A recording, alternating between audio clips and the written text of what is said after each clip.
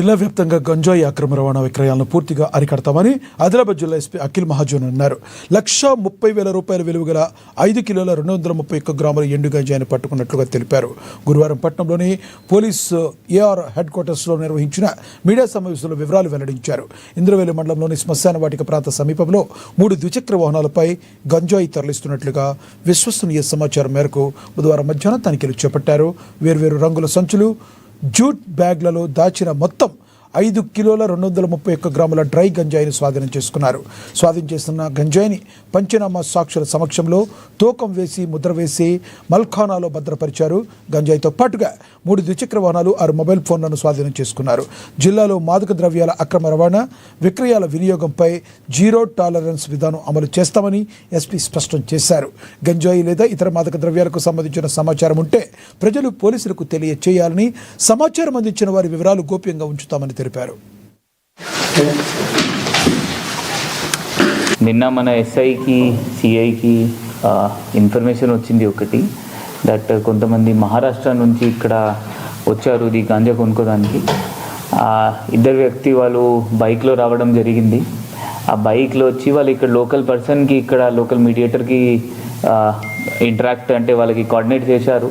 ఆ లోకల్ వాళ్ళ ఒక పర్సన్ జైనూర్ అతను, ఒక పర్సన్ మన ఇందర్వెల్లి అతను, వాళ్ళ ఇద్దరితో కోఆర్డినేట్ చేసి వీళ్ళిద్దరితో సహా మహారాష్ట్ర చెందిన వాళ్ళు ఆ లోపల్గా వాళ్ళు ఆ ఊరుకి వెళ్ళడం జరిగింది. దానిలో ఊరులో ఒక పర్సన్ పొట్టల్లోడ్డి విలేజ్, ఈ ఆదిలాబాద్ రూరల్లో ఉంటుంది, అక్కడ ఆథారాం బాదీరావు, ఇతను వీళ్ళందరికీ 5.2 kgs గాంజా అమ్మడం జరిగింది. వీళ్ళ చెప్పిన బట్టి వీళ్ళు ఇంతకు ముందు కూడా ఒక్కసారి ఇక్కడ జిల్లాలో వచ్చారు లాస్ట్ ఇయర్, బట్ అప్పుడు ఏం సక్సెస్ కాలేదు.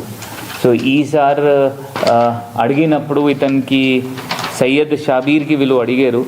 సయ్యద్ షాబీర్ అంటే సంతోష్కి ఫోన్ చేశారు, అండ్ సంతోష్ అండ్ షాబీర్ వీళ్ళ ఇద్దరికి హెల్ప్ చేశారు. వీళ్ళ ఇద్దరు అహ్మద్ నగర్ మహారాష్ట్ర నుంచి వచ్చారు అండ్ లోపల పోయి ఇక్కడ నుంచి తీసుకొచ్చారు. ఇప్పుడు ఎవరైనా అమ్మేరు A7, ఇతను అబ్స్కాండింగ్ ఉన్నారు, త్వరగా ఇతనికి కూడా పట్టుకుంటాము. వీళ్ళ నుంచి 3 బైక్స్ మనం సీజ్ చేశాము, 5.2 kgs గాంజా మనం సీజ్ చేశాము.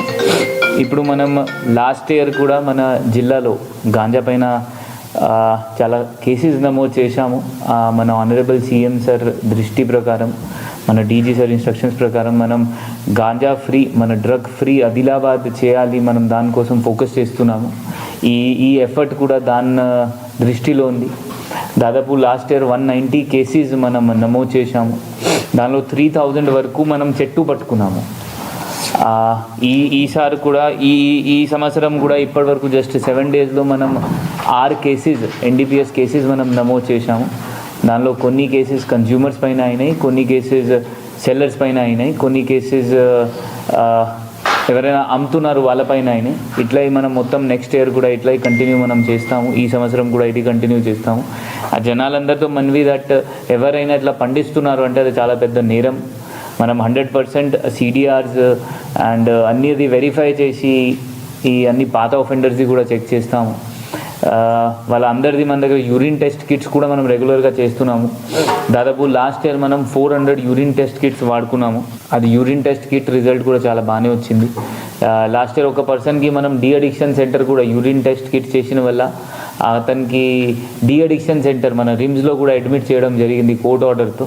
సో ఈ సంవత్సరం కూడా ఇట్లా మనం ఎఫర్ట్స్ పెడతాము.